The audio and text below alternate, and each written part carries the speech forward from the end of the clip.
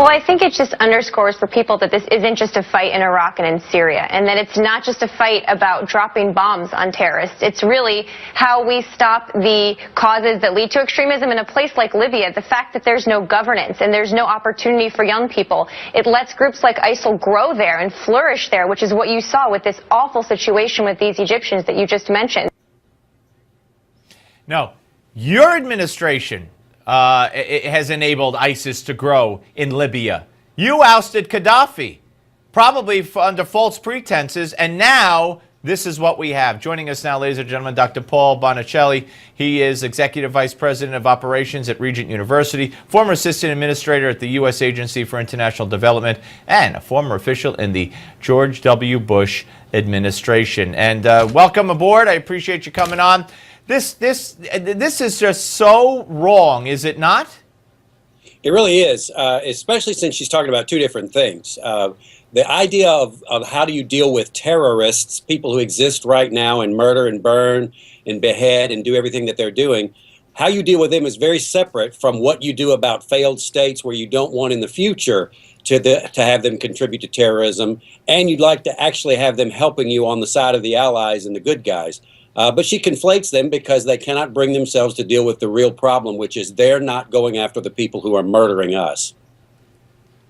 Right. And you know, even Chris Matthews, who was sitting there during that interview, I mean, he was the one conducting the interview and hearing this stuff spewed from her, said, you know, you're not going to be able to do this. There's always going to be poverty. There's always going to be impoverished Muslims. So even if that were the reason, even if that were the solution, how many decades would it take? Maybe a century. But that's not the solution, because we see well-educated, well-to-do, middle-class people leaving this country, going over there. Osama bin Laden fit the description I gave you. Other leaders of the terrorist groups fit the description I gave you. So it's not a poverty problem anyway.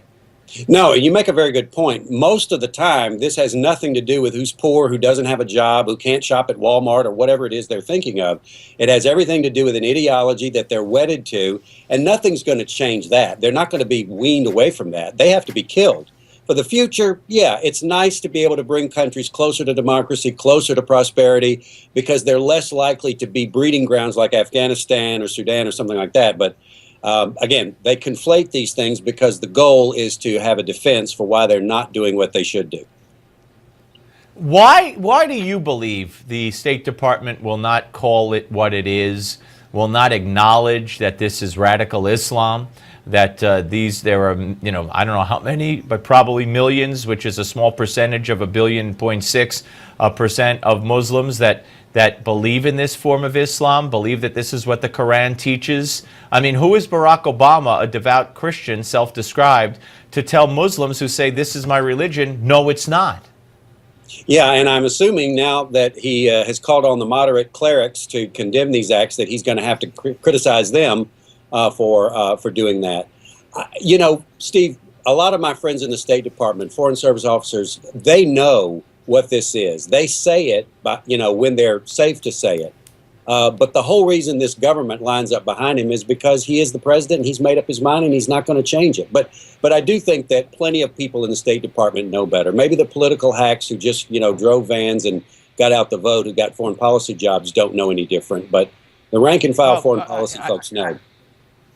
And I believe Obama knows better, but there's a reason he's doing this. And then to pretend, in my view, that, oh, you can't say this, you can't say that, you can't do this, you can't have Gitmo, it'll inflame the Muslim world, you shouldn't even print the cartoons, you got to use judgment. But then what does he say over and over in front of the world?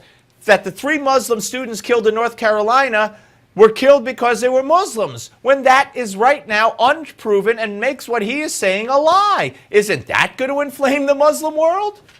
You would think he would think of it that way, but as you say, this really is about his ideology, and I think it's about pride. You know, the president has demonstrated in over 6 years he doesn't learn in office, he never backs up, says he made a mistake, doesn't take counsel anywhere else, certainly has no one around him anymore, at least in this term, who can say anything different. And to me, it is a simple pride issue. He will not change what he has been saying because he's Barack Obama and he knows a lot. All right, so we got about a minute. Where do we go from here? I mean, unless we unless we put boots on the ground and destroy ISIS, they're just going to keep recruiting. They're going to keep winning victories, and they're going to keep marching. And what do we do? I don't know how to solve this, because a normal president, even Jimmy Carter, people like that, they eventually come around to doing the right thing when their illusions are shattered. I don't know what happens here. Great pressure will come upon this president, though, to do boots on the ground. I'm convinced of that. Doctor, great to talk to you. And I'm just going to point out, and I'm with you. You said a normal president. You should call Rudy Giuliani. I'm with you both. Thank you very much. We're coming back, folks. Don't go away.